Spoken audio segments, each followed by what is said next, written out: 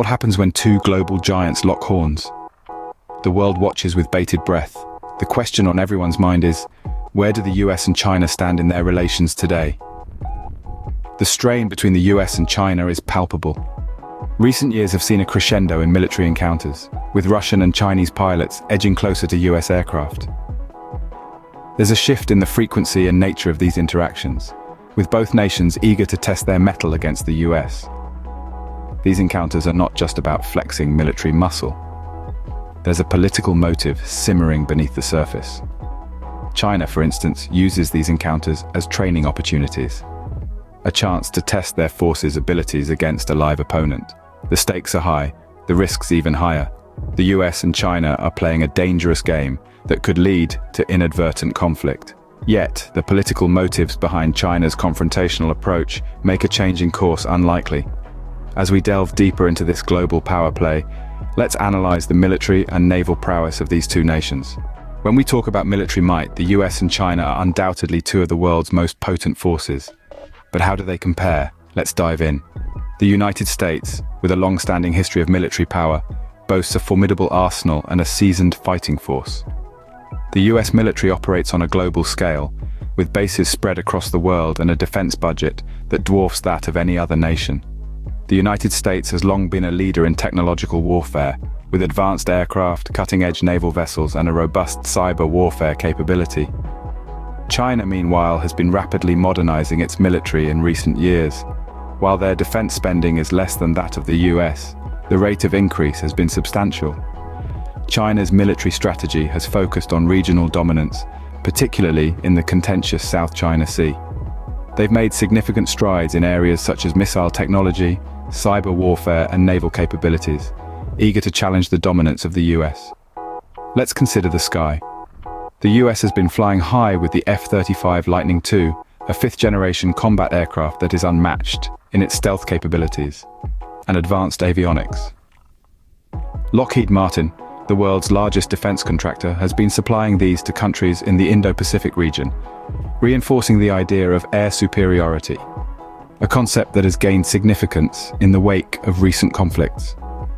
On the other side of the Pacific, China has been investing heavily in their air force, developing aircraft like the Chengdu J-20, a stealth fighter designed to rival the US's F-35. They've also been testing their pilots against the US in various hotspots around the globe, using these encounters as batting practice to enhance their combat readiness. The chessboard of military power is constantly shifting, and the pieces moving on it are becoming more advanced and unpredictable. While the US still holds a technological advantage, the relentless investments by China in its military are closing this gap. Now let's sail into the naval domain. The high seas have always been a significant arena for demonstrating naval supremacy. How do the US and China fare in this domain? The US Navy, with an impressive fleet and advanced weaponry, has long held a position of global dominance. The size of the fleet, the technological prowess of its ships, and the strategic positioning of its naval bases around the globe have allowed the US to project power far beyond its own shores. China, on the other hand, has been diligently working to challenge this supremacy. Its naval strategy, often described as sea denial, focuses on preventing adversaries from operating within its immediate maritime neighborhood. China's naval fleet has been growing rapidly, and it now boasts the world's largest navy in terms of the sheer number of ships. But it's not just about the size of the fleet, it's about the capabilities of those ships. The US fleet includes several aircraft carriers, each capable of launching a formidable air assault. The Chinese fleet, while larger, lacks the same level of air power. However, China has been investing heavily in submarine technology, aiming to counterbalance the US's air superiority with underwater prowess. China's naval strategy also includes the development of anti-ship ballistic missiles, designed to deter adversaries from approaching its coastline. Meanwhile, the US continues to enhance its naval capabilities with the development of unmanned vessels and new age technologies, such as artificial intelligence and hypersonic weapons. The US and China also differ in their approach to naval alliances. The US has a broad network of allies and partners, enhancing its global reach. China, comparatively, has a more solitary approach to its naval strategy, often clashing with its neighbors over territorial disputes in the South China Sea. The sea battle between the US and China is intensifying, with both nations flexing their naval muscles. Now let's summarize what we've discovered. We've navigated through the tumultuous waters of US-China relations and their military and naval strengths. So what's the bottom line? Allow me to summarize. The current state of affairs between the United States and China is fraught with tension. Close encounters between military aircraft and risky maneuvers around US forces reflect a shift in the nature and frequency of these interactions.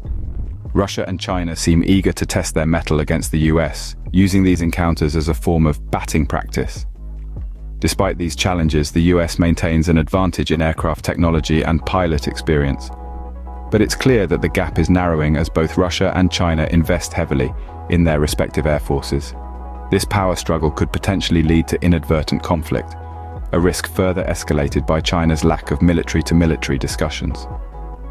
Looking at the naval power, the US continues to enhance its coalition capacity in the Indo-Pacific. Lockheed Martin, the world's largest defense contractor, is sanguine about its business prospects in the region, despite the potential loss of over $1 billion on a classified program. The company's F-35 fighters are in high demand, with over 300 expected to be operational in the Indo-Pacific region by 2035. These aircraft not only bolster the US military presence, but also facilitate interoperability with allied nations, enhancing the coalition's capacity to respond to potential threats. This is particularly important, as most conflicts today are not faced alone, but require the combined strength of allied forces. As we continue to monitor this global power play, one thing is certain: the US and China will remain at the forefront of global military and naval discussions. Stay tuned for more insights and analyses on this evolving dynamic.